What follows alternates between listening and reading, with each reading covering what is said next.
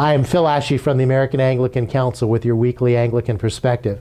Last week I spoke about the emptiness of liberal Christianity, divorced from Bible and the centrality of Jesus Christ, as we observed in the aftermath of the Episcopal Church's 77th General Convention.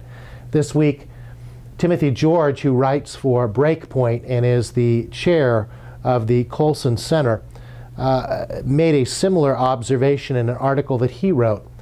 There he observed very clearly, he said, that spiritual vitality, or the lack of spiritual vitality, is the result of the theological strength of a denomination.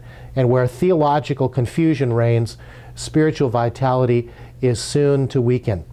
He writes, and I quote, "The patina of pietism and the lushness of a well-rehearsed liturgy are no substitute for what the 39 Articles calls the sufficiency of the Holy Scriptures."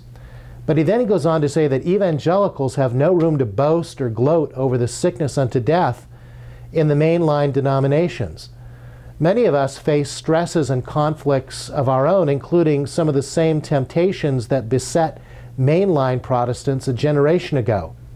Among progressive Roman Catholics and some evangelicals today, the temptation is to imitate the fading ethos of liberal Protestantism in reaction to authoritarian dogma, conservative politics, or both. And in both cases, the motive is often apologetic, if not evangelistic, to win over religion's cultured despisers to a kind of vague neo-spirituality.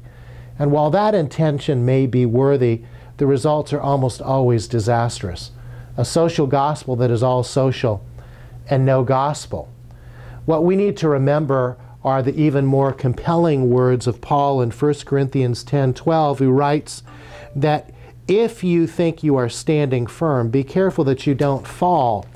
And as Christ-following, Bible-believing Anglicans, Episcopalians, Baptists, Methodists, Lutherans, Roman Catholics, there's a convergence that's happening in North America where we're coming together, and I hope you'll pray for this convergence, as we come together to find biblical ways to engage North American culture, to do social witness that's biblically grounded, to plant churches and do mission, and to do the kind of ecumenical dialogues and partnerships that are in keeping with John 17.